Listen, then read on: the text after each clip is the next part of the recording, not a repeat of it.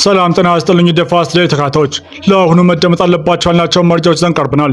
በቅድሚያ ዋና ዋናዎቹ በአማራ ክልል በሚንቀሳቀሱ የፋኖ ኃይሎችና መከላከያ ሰራዊት መካከል እየተደረገ የሚገኘው ሰሞነኛ ውጊያ ተጠናክሮ ቀጥሏል።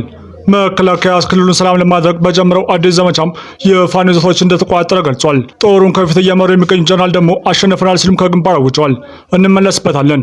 በሌላ መረጃችን ደግሞ ከሰሞኑ በካይሮ የተካሄደው የአሜሪካ ኤርትራና ግብጽ ምክክርን ተከትሎ የምክክሩ መሪ አማካሪ ማሳድ ብሎስ ስለተፈጠረው ግርታ ማብራሪያ ሰጥተዋል።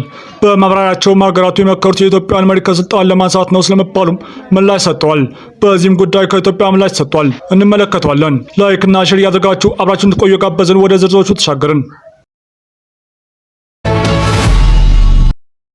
መከላከያ ሰራዊቱ በአማራ ክልል እያደረገ የሚገኘው ውጊያ ቀጥሏል። በዚህም ውጊያ ድንገተኛ ጥቃት ከፍቶ ድል መቀዳጀቱን ገልጿል።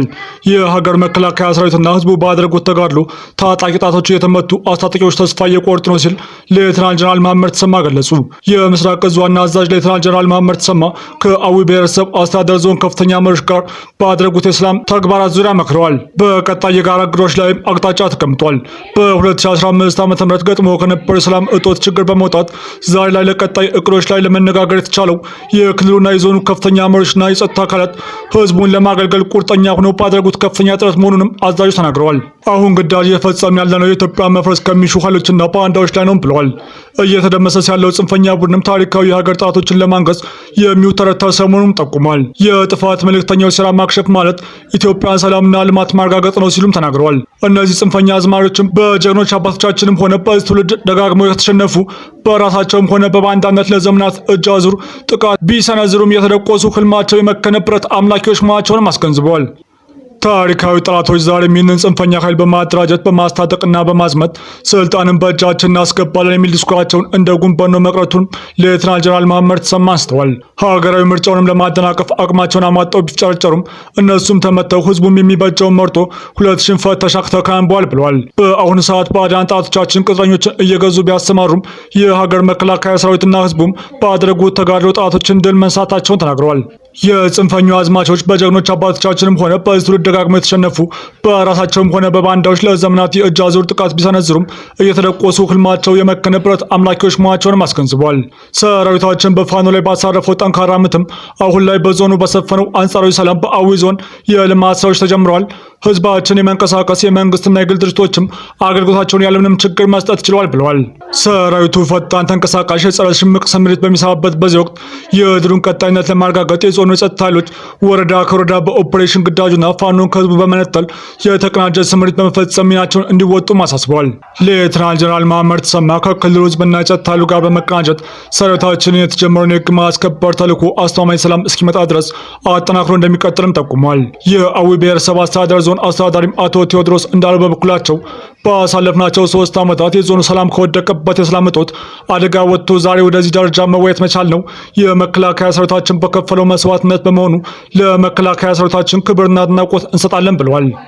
ጀነራሉ የአዊ ዞንና የፋኖ ይዞታዎችን ተቆጣጥረናል ሲሉም ታጣቂው ኃይል ፋኖ ደግሞ በዛሬው ዕለት ጠዋት በሌላ ግንባር 3 የሚኒሻ ካምፖች መምታቱን አውቁልኝ ብሏል። ፋኖ ስለ ጉዳዩ ዝርዝር መረጃ ከመስጠት ቢቆጠብም ጥቃቱ የተፈጸመበት ቦታ ግን የክልሉ ፕሬዝዳንት የትውልድ ቦታ እንደሆነም ተገልጿል። በመከላከያ በኩል ስለ ጉዳዩ እስካሁን የተሰጠ ማስተባበያም ሆነ ጥቃቱ ስለመፈጸሙ የሚገልጽ መረጃ አልወጣም።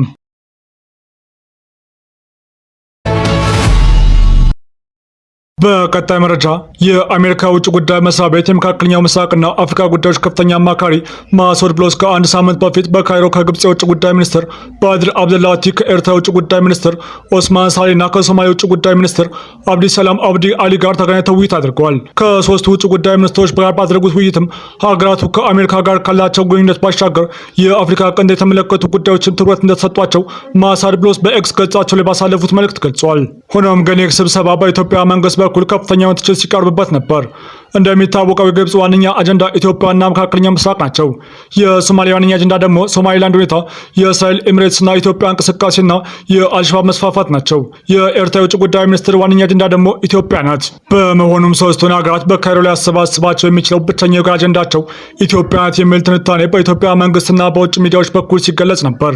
በተለይም ምስራቅ አፍሪካ ላይ ብዙ ሀገራትን የሚያሳትፍ ጦርነት ሊነሳ ይችላል በተባለበት አደገኛ ሰዓት ብልጽግና ፓርቲን ያገለለ ስብሰባ በግብጽ ካይሮ መደረጉ ምናልባትም አሜሪካ በእነዚህ የኢትዮጵያ ተቀናቃኝ ኃይሎች ጋር አብራ ጠቅላይ ሚኒስትር አብይ አህመድን ከስልጣን ለማስወገድ እያሰበች ነው የሚል ቅሬታን ፈጥሯል። ይህንን ቅሬታ የፈጠረውን ስብሰባ የመሩት የፕሬዚዳንት ዶናልድ ትራምፕ ከፍተኛ አማካሪ ከአንድ ሳምንት በፊት ካይሮ ውስጥ ከግብጽ ከኤርትራና ከሶማሊያ የውጭ ጉዳይ ሚኒስትሮች ጋር ያደረጉት ውይይት ጸረ ኢትዮጵያ ይዘት እንደሌለው ገልጸዋል። የአሜሪካው ፕሬዚዳንት የአረብና የአፍሪካ ጉዳዮች ከፍተኛ አማካሪው ማሳድ ብሎስ በውይይቱ ከተካሄደ ከአንድ ሳምንት በኋላ በኤክስ ገጻቸው ላይ ባሰፈሩት ጽሑፍም ከሀገራቱ የውጭ ጉዳይ ሚኒስትሮች ጋር ያደረጉት ንግግር ተገቢ ያልሆነ ገጽታ ሰጥቶት ተዘግቧል ብሏል። ከኤርትራ የውጭ ጉዳይ ሚኒስትር ኦስማን ሳልህ፣ ከግብጽ የውጭ ጉዳይ ሚኒስትር ባድር አብደላቲ እንዲሁም ከሶማሊያ የውጭ ጉዳይ ሚኒስትር አብዲ ሰላም አብዲ ጋር ካይሮ ውስጥ በተናጠል የተገናኙት ከፍተኛ አማካሪው ስለ አፍሪካ ቀንድ ሰላም፣ ደህንነት እና መረጋጋት መነጋገራቸውን በወቅቱ ገልጸው ነበር።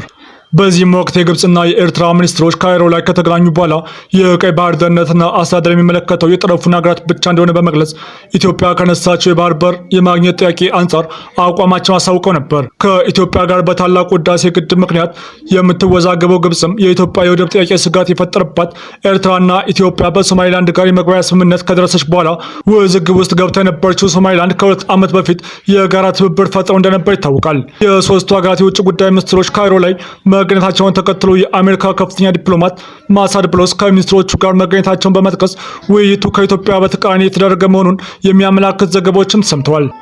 ነገር ግን የፕሬዚዳንት ትራምፕ ከፍተኛ አማካሪ በኤክስ ገጻቸው ላይ ዛሬ ባሰፈሩት መልእክትም ዘገባዎቹ ሐሰተኛና አሳሳች በማለት የአሜሪካ ዲፕሎማሲ ተገቢ ባልሆነ መንገድ ማቅረቧል ብለዋል። ዘገባዎቹ አሜሪካ በአፍሪካ ቀንድ ጸረ ኢትዮጵያ ትብብርን ለመደገፍ ሙከራ እንደምታደርግ ተደርጎ መቅረባቸው የተዛባ መሆኑን በመግለጽ ይህንን ትክክል ያልሆነና አላስፈላጊ ማጋጋል ነው በማለት ወቅሰዋል።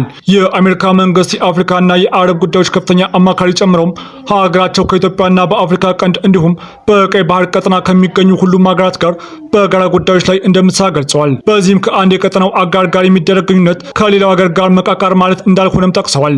የአሜሪካ ዲፕሎማሲ ተቀናቃኞች ቡድኖችን መፍጠር ወይንም ልዩነቶችን ማስፋት ሳይሆን ግጭቶችን በማስወገድ ዘላቂ ሰላምና መረጋጋትን ለመፍጠር ተገቢ ሁኔታዎችን መስራት ነው ብለዋል። ይህንን የአሜሪካ ውጭ ጉዳይ መስሪያ ቤት የመካከለኛው ምስራቅና አፍሪካ ጉዳዮች አማካሪ ማሳድ ብሎስን ምላሽ ተከትሎ በጉዳዩ ላይ ሀሳባቸውን ሰጡት የጠቅላይ ሚኒስትር አብይ አህመድ የምስራቅ አፍሪካ ጉዳዮች አማካሪ አቶ ጌታቸው ረዳ የማሳድ ብሎስን ምላሽ ትክክል መሆኑን በመደገፍ አሜሪካ ማንንም ከበባ ውስጥ በማስገባትና መንግስት የመገልበጥ ሴራ ውስጥ እንደማትገባ የገለጸችበት ሀሳብ ደግፏል።